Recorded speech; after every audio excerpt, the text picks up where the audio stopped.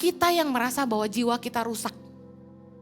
Karena mungkin kita besar dengan cara yang salah, kita toksik dan sebagainya. Dengar, Yeremia 18 ayat 4 berkata gini. Apabila bejana yang sedang dibuatnya dari tanah liat di tangannya itu rusak, maka tukang periuk itu mengerjakannya kembali menjadi bejana lain menurut apa yang baik pada pemandangannya. Bicara soal apa? Mungkin hari ini Anda melihat diri Anda tuh gak baik. Kuncinya apa? Datang sama sang penjunan. Dia penjunan, kita tanah liat. Amin. Kalau emang kita gak perfect, come back to him. Dia akan remold us. Dia akan memulihkan kita dan bentuk kita. Dia akan pakai kita di area yang kita pikir, enggak, gua gak baik. You know, amazing. Orang-orang yang pernah jadi drug addict dipakai Tuhan untuk memenangkan orang-orang yang drug addict. Orang-orang yang pemabok dipakai Tuhan untuk menangin orang-orang pemabok.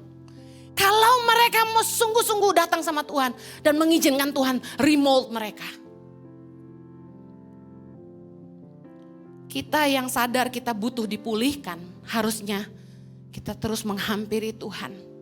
Karena saya percaya gini, hadiratnya dan kasihnya yang sanggup memulihkan kita. Anak-anak yang tumbuh kembangnya gak baik, mungkin karena besar tanpa orang tua seperti saya. Roh Kudus yang menjadi pembimbing dan penasehat terbaik.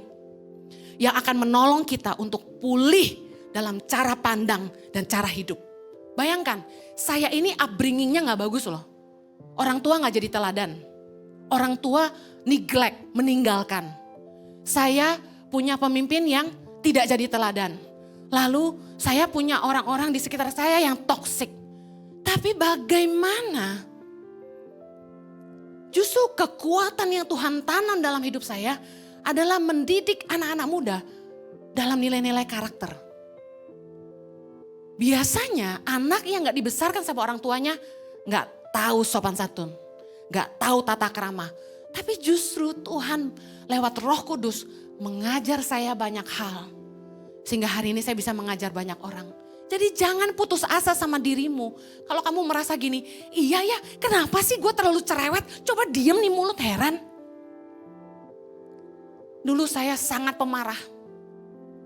I was an angry girl. Saya kalau udah marah, saya marah tuh semuanya saya marahin. Staf yang pernah ikut saya di awal-awal dan mengikuti saya sampai hari ini. Mereka melihat perubahan yang sangat nyata. Udah denger ya?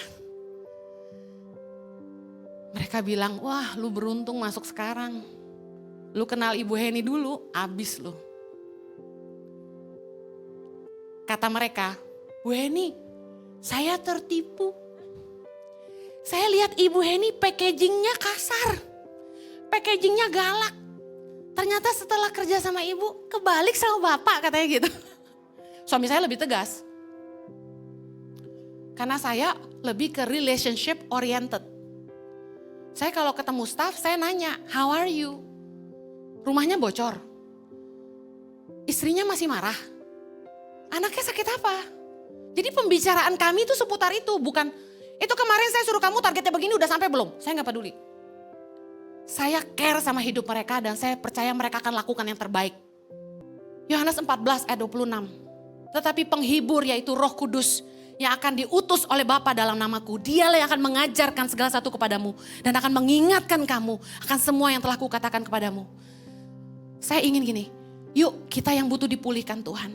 Minta rohnya memulihkan kita. Benar-benar harus rajin nyembah, masuk hadirat Tuhan. Nyembah Dia, tumpahkan isi hatimu sama Tuhan. Saya selalu ngomong sama Tuhan waktu saya nyembah. I need you Lord, saya gak bisa hidup tanpa Tuhan. How could I live without you? Ada satu lagu kayak gitu, aduh keren banget lagunya. Saya suka banget lagu itu, karena saya selalu bilang sama Tuhan, I cannot live without you. Dan betapa hadiratnya, kasihnya dan Roh Kudusnya memulihkan saya. Mulai 15 Oktober 2023, ibadah Impact Community Indonesia akan bertambah menjadi 5 sesi. Ibadah jam 8 pagi, jam 10, jam 12 siang, jam 3 sore, dan jam 5 sore. Seluruh ibadah berlangsung on-site di Mall of Indonesia, lantai P3, Kelapa Gading, Jakarta Utara. Bagi jemaat yang ingin mengikuti secara online, ibadah live streaming dapat diikuti pada pukul 10 pagi waktu Indonesia Barat di YouTube Impact Community Indonesia